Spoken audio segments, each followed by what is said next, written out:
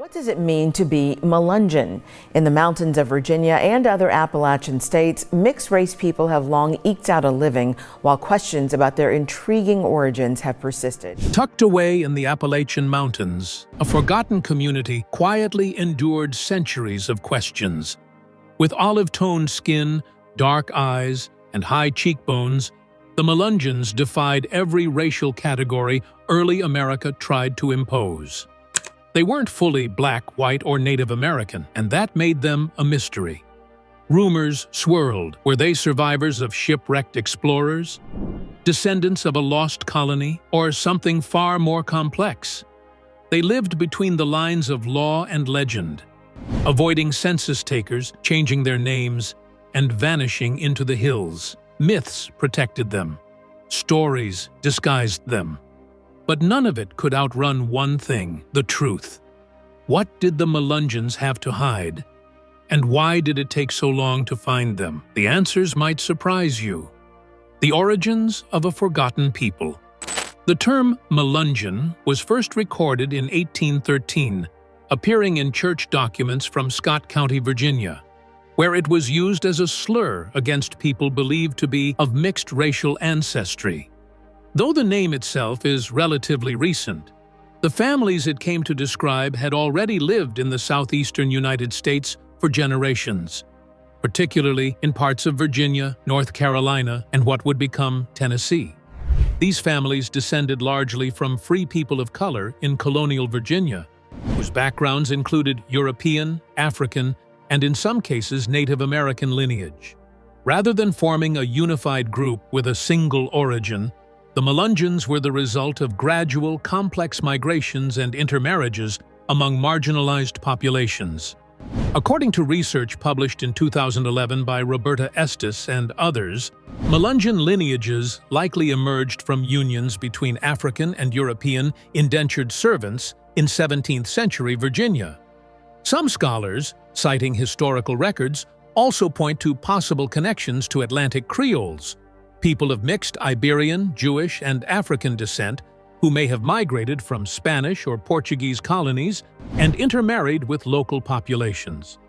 However, no credible historical evidence supports more exotic claims of descent from Phoenicians, Turks, or Romani travelers, myths that would later take root in Melungeon oral tradition.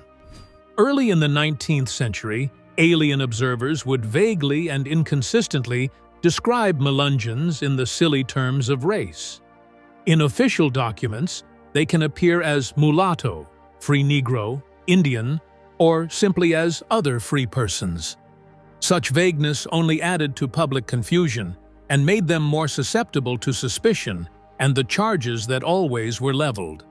Because they were not described by a rigid law between black and white that had become established early in America, Melungeons were a dangerous social order. Their skin tone or physical features, high cheekbones, normally with dark hair and olive tones, could garner theories and increasing social dislocation. Melungeon identity, more so than the myths that were later to surround them, came from the often ignored reality of early American racial mixing. Their existence represents just how fluid and porous the boundaries of race in the colonial society were. Concepts that would later be defined more rigidly by law as black and white. But that very fluidity became a liability. As classifications became entrenched, the Melungeons became more marginalized, being placed under increasing duress to hide their ancestry and thus escape persecution. Pressured by social and legal constraints, many fled into the mountains of Appalachia, entering into a lengthy episode of concealment of their identity, reinvention of their culture, and misunderstanding of their history that would last for generations. But understanding where they came from was only the beginning.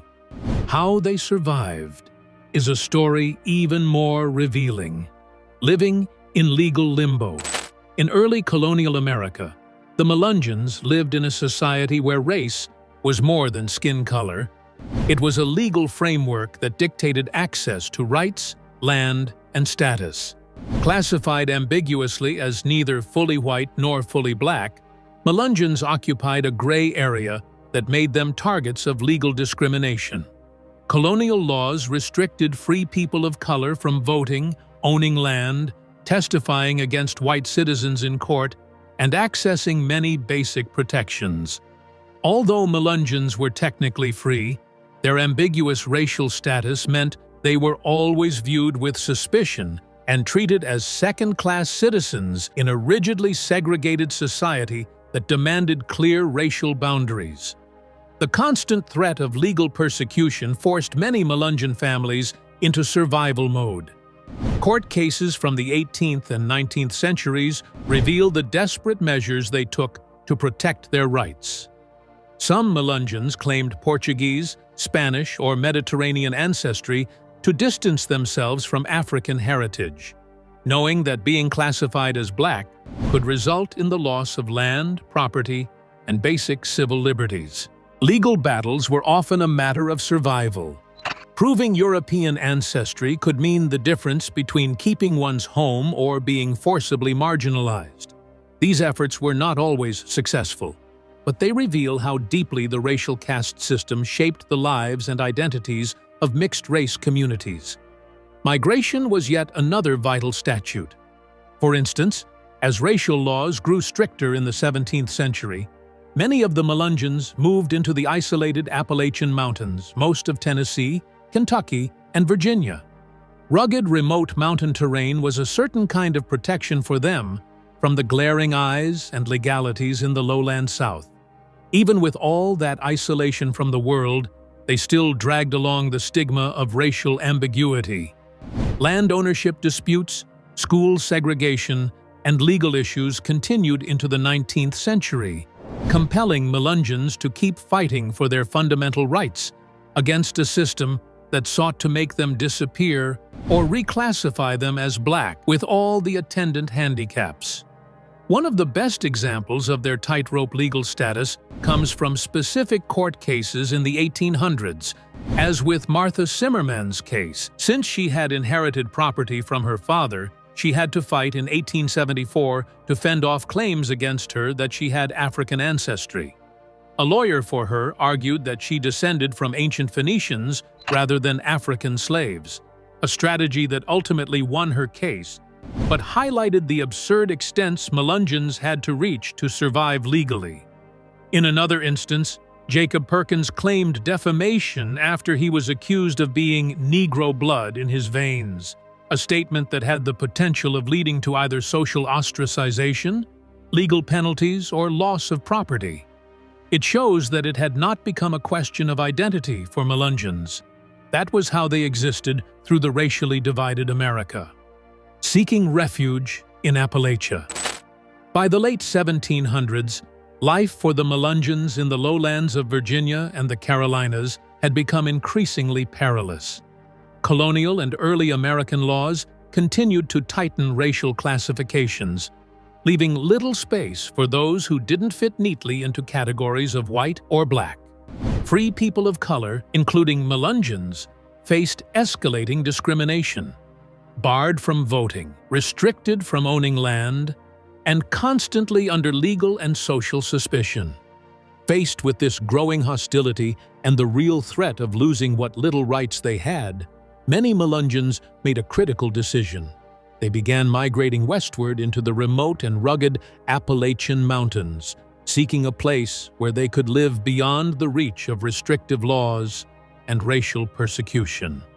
The Appalachian Mountains, stretching across parts of Tennessee, Kentucky, and Virginia, offered an isolated refuge where Melungeons could carve out a life with relative autonomy. Settlements like those in Hancock County, Tennessee, became key hubs for Melungeon families seeking safety. The rough, mountainous terrain acted as a natural barrier, making it difficult for government authorities and outsiders to maintain strict oversight. In these hidden hollows, Melungeons could farm, hunt, and trade among themselves without the constant fear of legal action or racial reclassification. However, the very isolation that protected them also contributed to their growing separation from mainstream society, reinforcing their status as a mysterious and misunderstood community. The hardships of life among the mountains were great.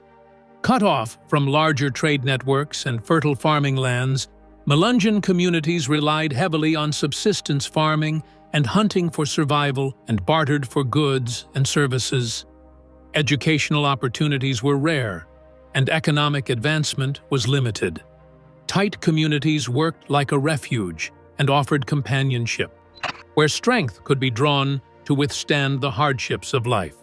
Generations came into being, lived, and passed away with very little contact with the outside world. Their isolation allowed some remnants of culture to survive.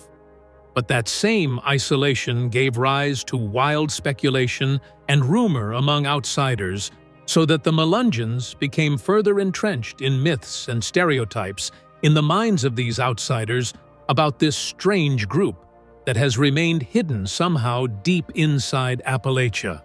The Melungeons lurked, and even though their existence was not in sight, they intrigued and unsettled the neighboring white populations. Their ambiguous racial identity constantly aroused suspicion, for it defied the rigid lines that American society demanded. Even though they occasionally faced legal troubles and discrimination in their mountain enclaves, they survived in relative secrecy for generations by cultivating self-sufficiency. Their retreat into Appalachia, therefore, was not simply a physical migration, but an act of resistance for the protection of their families, customs, and delicate freedom in a nation increasingly bent on erasing those who did not fit into its racial order. Isolation and survival in the hills. Once settled in the remote hollows of the Appalachian Mountains, the Melungeons faced a new kind of challenge: isolation. While the rugged terrain protected them from direct legal oppression and social scrutiny, it also cut them off from the economic opportunities, education, and political engagement available to other Americans. Subsistence farming, hunting, and bartering became their primary means of survival. Their communities stayed small and insular, with limited interaction with the outside world. Over time, generations of Melungeons were born, lived, and died in near-complete seclusion, reinforcing a unique, self-contained way of life that further separated them from broader American society. Despite the isolation, rumors and myths about the Melungeons continued to circulate beyond the mountains. Their distinct physical traits, olive skin, high cheekbones, and dark, wavy hair, sparked endless speculation. Some outsiders believed they were remnants of Spanish explorers, descendants of shipwrecked Portuguese sailors, or even of Middle Eastern ancestry. These exotic theories only added to the mystery surrounding the group and fed suspicions among neighboring white communities. Viewed as neither fully white nor fully black, Melungeons often found themselves treated as a separate caste, denied the opportunities and rights that neighboring white settlers enjoyed.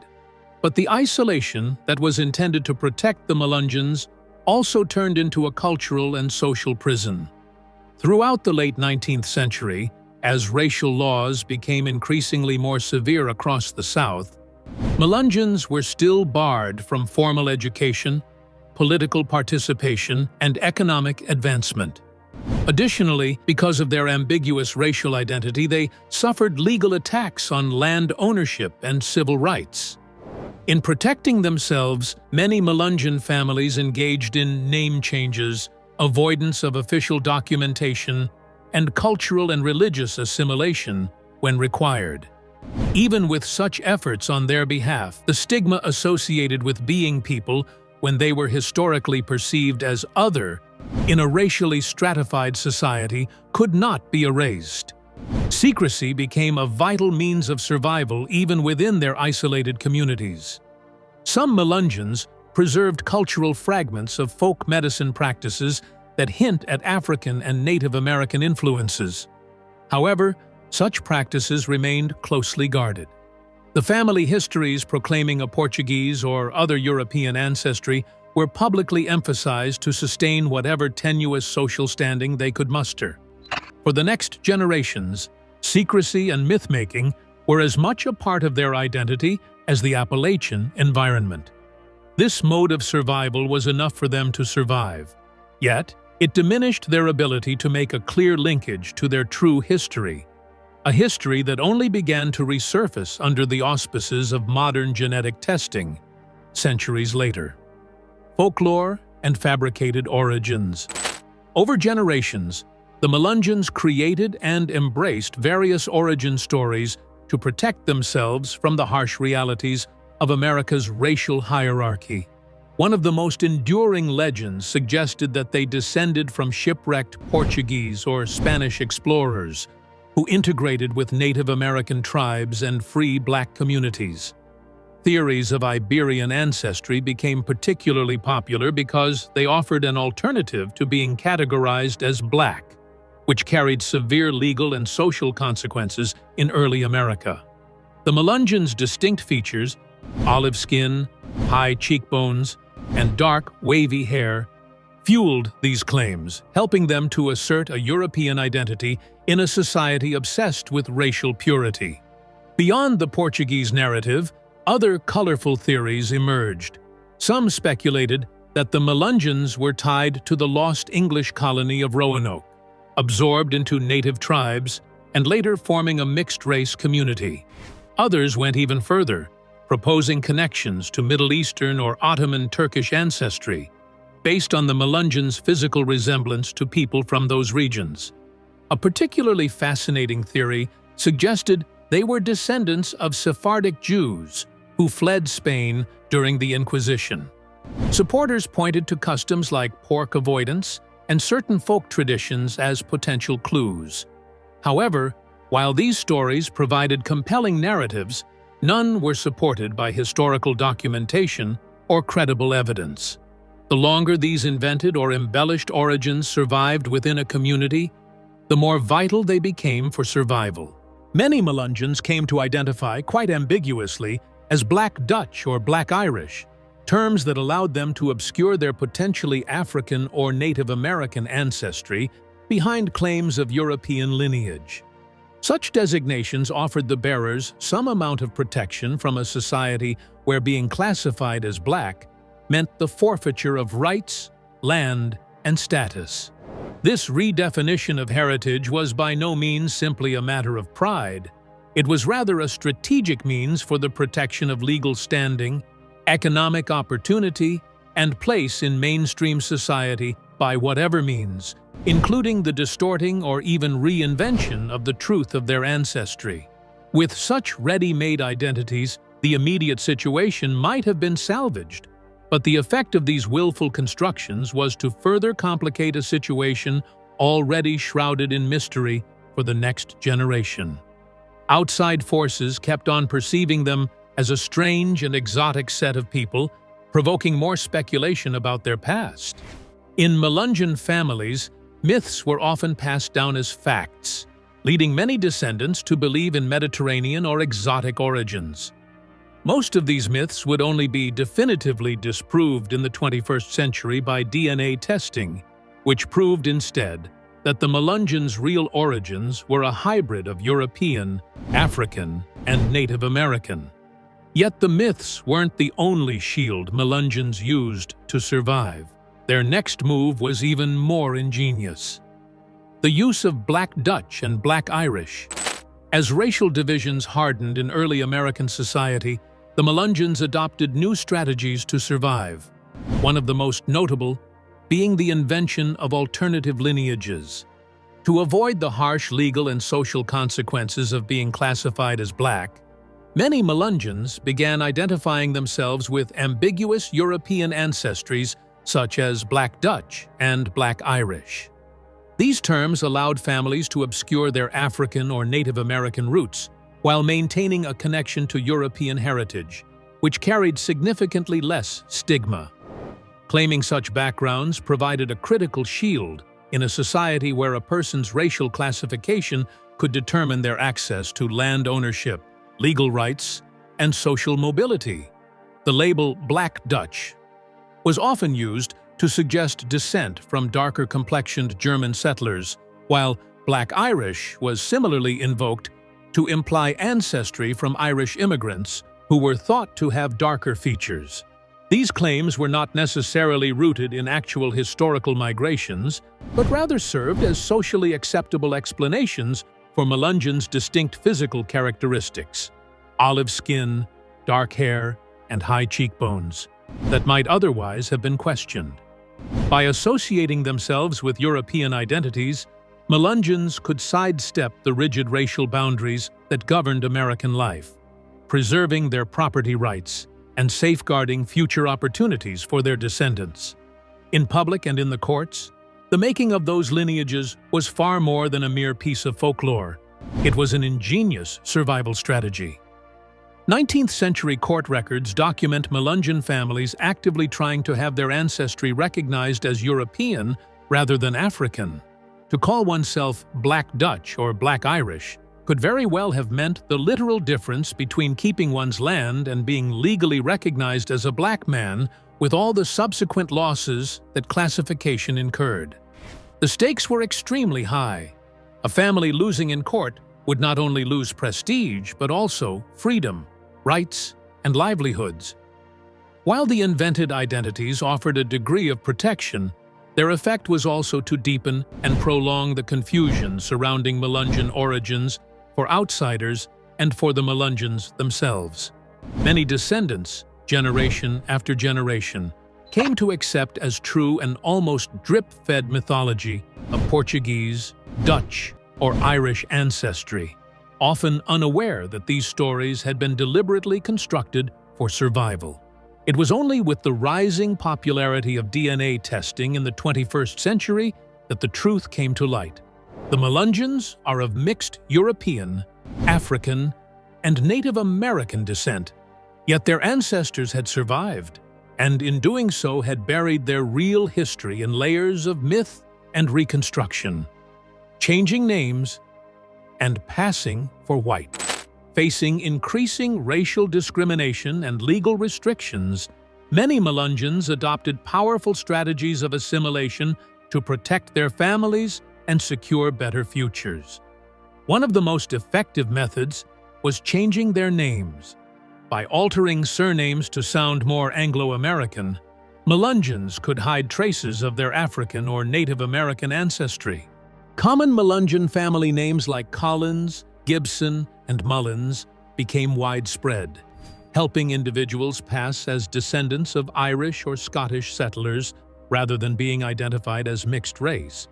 In some cases, entire family lineages vanished from records under one name and later reappeared under new, more socially acceptable versions, effectively erasing any suspicion tied to their origins. In addition to changing names, some Melungeons took the more drastic step of passing for white whenever possible. Those with lighter skin tones found opportunities to integrate into mainstream white society, sometimes even severing ties with their original Melungeon communities to maintain the ruse. This act of passing was not without extreme risks. Exposure could lead to violence, the loss of property, or legal penalties. Nevertheless, for many, the potential rewards of better social standing, legal rights, and economic opportunity outweighed the dangers. Over time, this gradual assimilation allowed some Melungeon families to blend into white society completely, leaving their true heritage hidden for generations. Religious assimilation is designed as an instrument for the Melungeons' survival tactics.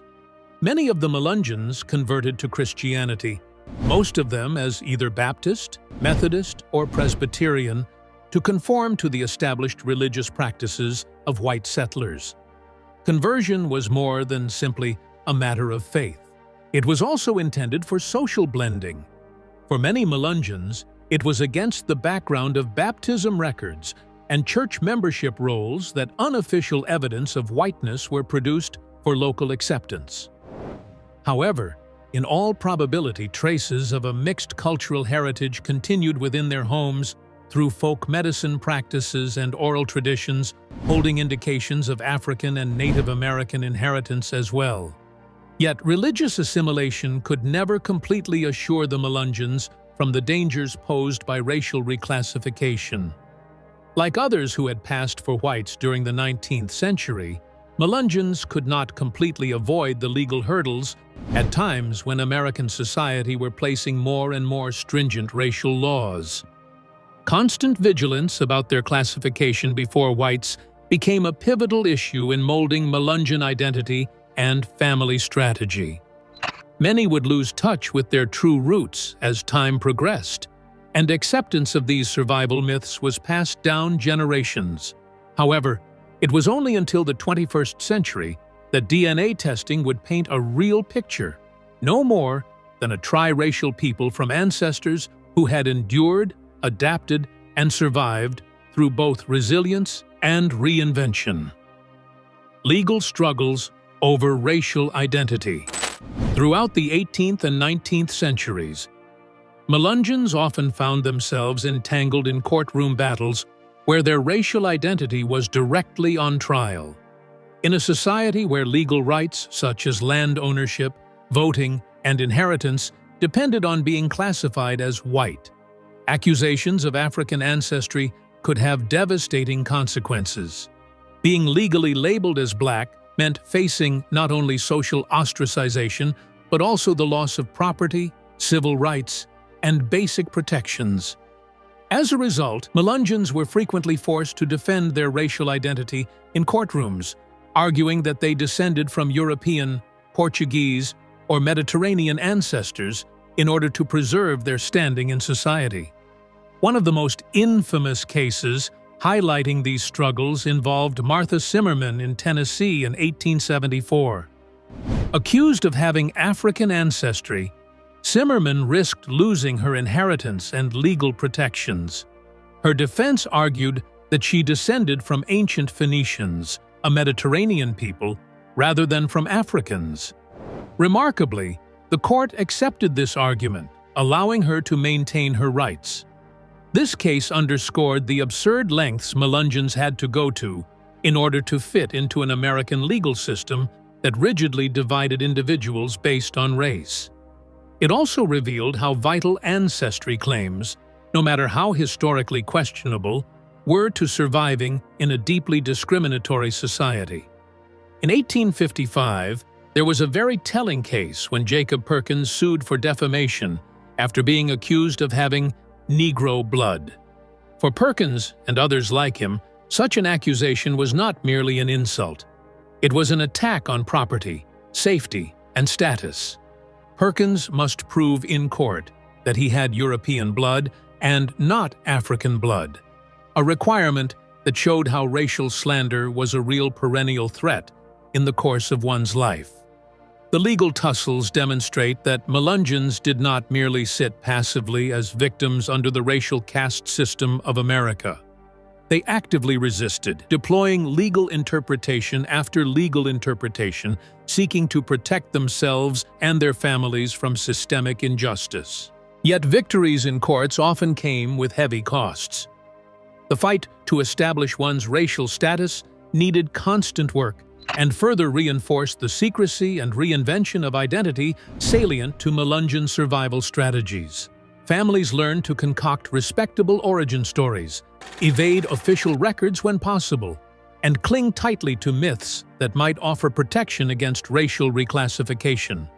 Although the true triracial ancestry of the Melungeons would be revealed only in the 21st century by DNA testing, which is European, African, and Native American, the courts still testify to a long history giving evidence of enduring intertwining of race, law, and survival in America's past. DNA breaks the mystery. For centuries, the origins of the Melungeons remained shrouded in myth, oral tradition, and speculation. Without concrete historical records, theories about their ancestry, ranging from Portuguese sailors and Spanish castaways to Ottoman Turks and Sephardic Jews, persisted for generations.